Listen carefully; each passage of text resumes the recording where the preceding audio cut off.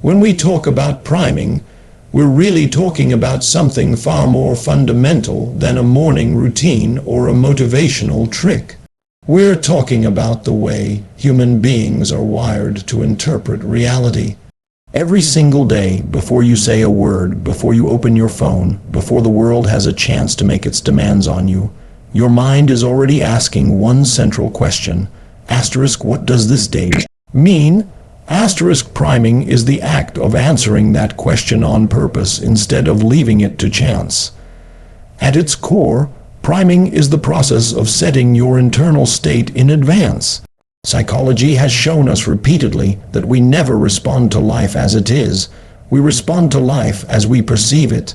Two people can experience the same event, same words, same circumstances, and walk away with completely different emotional reactions and decisions.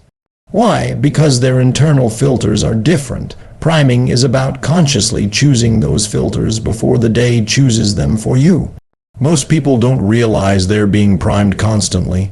The news primes fear. Social media primes comparison. Past failures prime doubt. Even the tone of the first conversation you have in the morning can prime frustration or confidence for hours afterward. The danger isn't that priming exists. The danger is that, without awareness, it happens by default. And whatever happens by default eventually runs your life. Philosophically, this idea goes back thousands of years. Itself Kant is WNEUTRIAL, mind. Marcus Aurelius wrote about meeting each day prepared for ignorance, ingratitude, and resistance, not to become cynical, but to remain steady. That's priming. Buddhism speaks of right intention before right action. That's priming. Modern psychology simply gave it a name and measured its effects. From a psychological standpoint, priming works because the brain is a prediction machine. Your mind is constantly scanning for evidence that confirms what it already expects. If you begin the day expecting stress, your attention will find it everywhere. If you begin the day grounded, purposeful, and grateful, your attention will organize the world around those expectations. This isn't wishful thinking, it's selective attention backed by neuroscience. The reticular activating system in your brain decides what information gets amplified and what gets ignored. Priming tells that system what matters today. That's why priming is not about pretending everything is perfect. It's about deciding who you are going to be regardless of conditions. You don't prime for outcomes, you prime for states. Calm under pressure, curiosity instead of judgment, strength instead of reactivity. When you control your state, your behavior follows. When behavior follows, results change. Think about it this way. Performance, relationships, and fulfillment are not driven by intelligence or talent alone. They're driven by consistency, and consistency is driven by state. If your emotional and mental state fluctuates wildly based on external events, you'll never sustain growth. Priming is the stabilizer. It's how you create continuity in an unpredictable world. This is why daily priming matters. Not occasionally, not when you're already motivated, daily. Because life doesn't take days off, and neither do your conditioning patterns. Every morning, you're either reinforcing old neural pathways or creating new ones. Every day you wake up without intention, you strengthen the habit of reaction.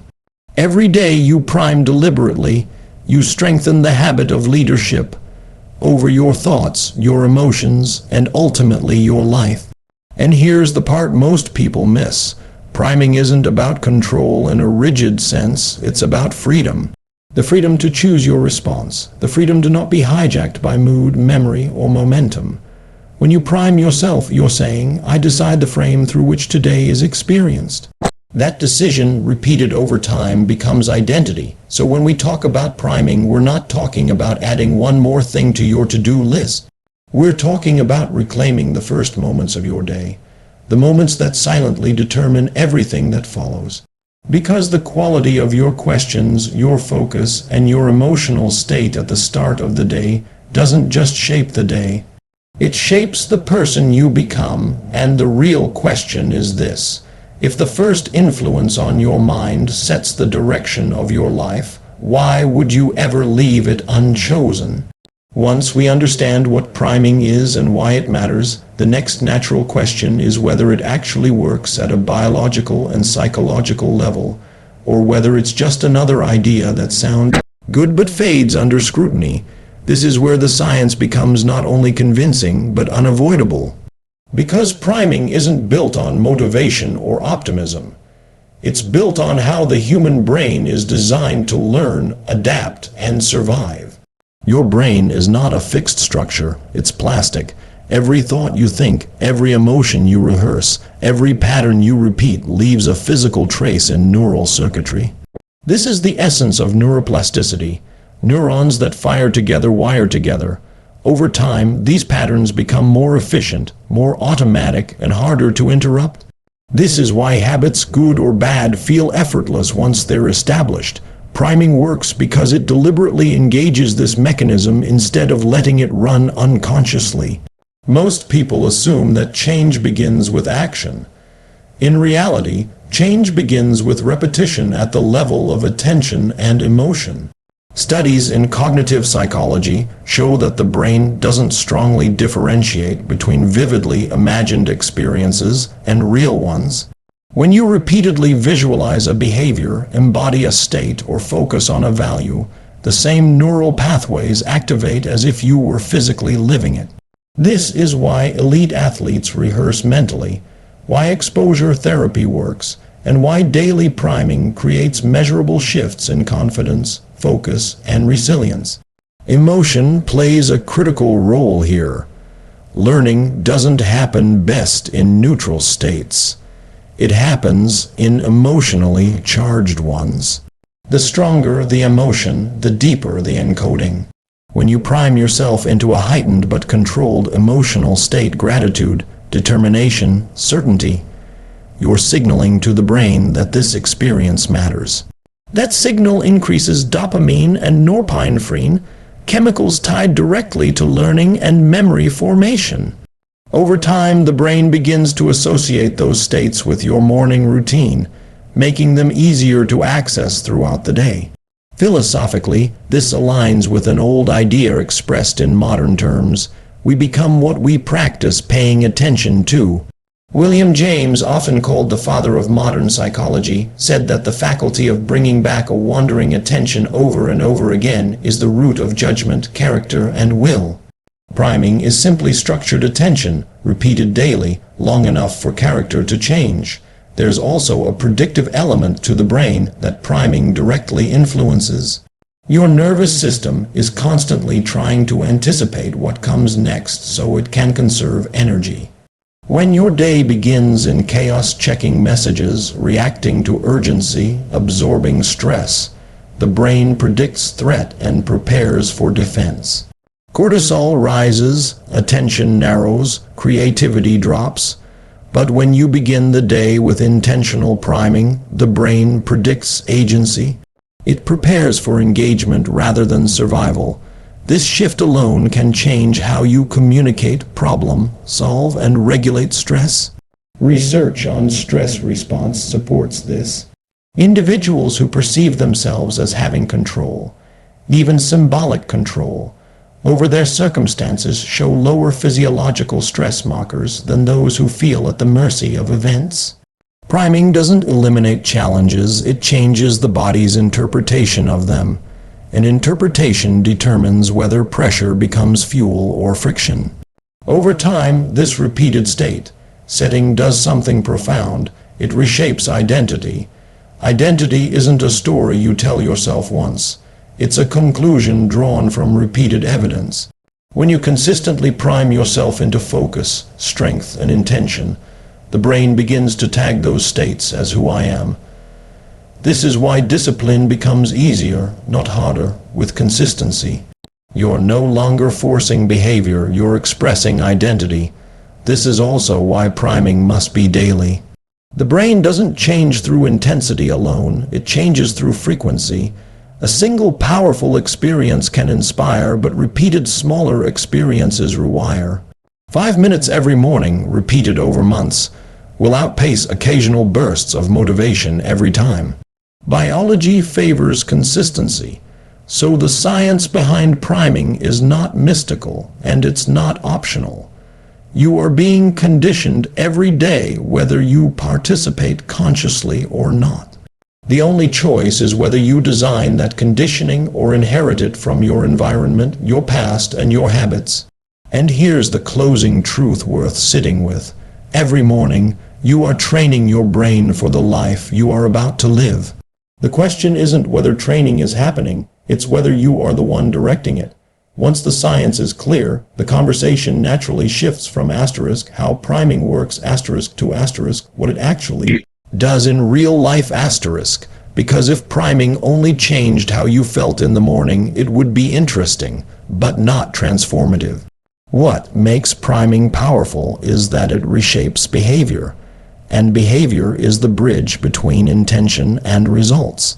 Every action you take is driven by state, not logic, not intelligence, not even values state. The emotional and physiological condition you're in determines what options you perceive and which ones you act on. When people say, "I don't know why I reacted that way," what they're really saying is, "I was in a state I didn't choose." Priming gives you a way to choose the state before the moment chooses it for you. Consider decision making. Under stress, the brain defaults to short-term thinking. It prioritizes immediate relief over long-term benefit. That's why people procrastinate, avoid hard conversations, or make impulsive choices they later regret. But when you prime yourself into calm focus or purposeful energy, the prefrontal cortex, the part of the brain responsible for reasoning, planning, and impulse control, stays engaged. The same person, same intelligence, same situation, makes a completely different decision simply because the state is different. This is especially visible in high-pressure environments. Leaders, athletes, and performers don't succeed because they eliminate pressure. They succeed because they've trained their nervous systems to interpret pressure as information, not danger. Daily priming is that training. It conditions you to respond instead of react, to pause instead of panic, to act from intention rather than habit. Over time, this changes not only what you do, but how others experience you. More grounded, more decisive, more trustworthy. Priming also alters your relationship with stress. Stress itself isn't the enemy, unmanaged stress is. When you start the day already fragmented, mentally scattered, emotionally reactive, stress compounds quickly. But when you begin from a centered state, challenges are absorbed differently. They become tasks to engage with rather than threats to survive. Research on stress appraisal shows that people who view stress as a challenge perform better and recover faster than those who view it as harmful. Priming shapes that appraisal before the stress even appears. Motivation is another area where priming quietly does its work. Motivation is often treated as something you wait for, as if it arrives on its own schedule. In reality, motivation is a byproduct of momentum and meaning. When you prime yourself with purpose, reminding yourself why today matters, who you're becoming, and what values you're living, you create internal reasons to act. Action then reinforces motivation, creating a self-sustaining loop. This is why disciplined people don't rely on willpower, they rely on structure and state. Even communication shifts under the influence of priming. When you're unprimed, conversations become defensive. You listen to respond rather than understand. But when you enter the day with intention and emotional regulation, you're more present, more curious, more precise. That changes outcomes in meetings, relationships, and conflicts. People feel it when you're grounded, and grounded people shape environments simply by how they show up. Over time, these daily behavioral shifts compound. Small changes in how you decide, respond, and communicate accumulate into large differences in trajectory. This is how priming influences performance, not through dramatic overnight transformation, but through consistent alignment between who you intend to be and how you behave when it counts. Philosophically, this speaks to the idea of agency. Freedom isn't the absence of constraint, it's the ability to choose your response within constraint. Daily priming strengthens that ability. It increases the gap between stimulus and response, the space where choice lives. And the quality of your life is determined in that space. So when you commit to priming, you're not committing to feeling good. You're committing to acting well, especially when it's difficult, inconvenient, or uncomfortable. You're training yourself to meet life with clarity instead of chaos, intention instead of impulse. And that leads to a simple but confronting reflection. If your behavior today is shaping your future, then the state you practice each morning is quietly deciding where that future leads. Once you recognize that priming shapes your state and your state shapes your behavior, the final question becomes practical and unavoidable. How do you make this real, daily, consistently, and without turning it into another obligation that eventually fades? The answer is simpler than most people expect, but it requires a shift in how we think about habits themselves. Priming works not because it's elaborate, but because it's repeatable. The mistake many people make is assuming that transformation requires intensity. In reality, biology rewards consistency. A daily priming practice succeeds when it is small enough to be non-negotiable and meaningful enough to be emotionally engaging. 5 intentional minutes done every day will outperform an hour-long ritual done once a week. The nervous system adapts to what it encounters most often, not what impresses us occasionally. The key is to anchor priming to what already exists in your life. Habits don't form in isolation, they attach. Morning routines are powerful because they happen before the day fragments your attention, but priming doesn't have to be confined to mornings. It can be linked to brushing your teeth, your first glass of water, the moment you sit in your car, or even the first deep breath before opening your laptop. The trigger matters less than the consistency. What you include in priming is also less important than how it makes you feel. Effective priming combines 3 elements: focus, emotion, and intention. Focus directs attention. Emotion amplifies learning. Intention gives meaning. This might look like movement that elevates your physiology, followed by a few moments of controlled breathing. It might involve recalling experiences of gratitude or strength, or vividly imagining yourself responding well to the challenges you know are coming. The form can vary, the function must remain. One of the most powerful aspects of priming is that it doesn't depend on circumstances being ideal. In fact, it's most valuable when life is busy, uncertain, or difficult. That's why sustainability matters. If your priming routine collapses under pressure, it was never a habit. It was a luxury. Sustainable priming is designed to survive chaos. It's adaptable, portable, and forgiving. Miss a day and you return the next without guilt or drama. Consistency isn't perfection, it's persistence. Over time, priming shifts from something you do to something you rely on. The brain begins to associate the practice with safety, clarity, and agency. This association lowers resistance and increases follow-through. Eventually, the ritual itself becomes a signal to the nervous system. We're in control, we're ready. That signal is invaluable in a world that constantly pulls attention outward. There's also a deeper philosophical dimension here. Making priming a daily habit is an act of self-respect. It's the decision to meet yourself before meeting the world. In a culture that rewards urgency and reactivity, this choice is quietly radical. It says that your inner state is not a byproduct of circumstance, but a responsibility you take seriously. This is why priming doesn't require motivation to maintain. Motivation fluctuates, identity endures. When priming becomes part of who you are, someone who prepares their mind, who leads themselves first, it no longer feels optional.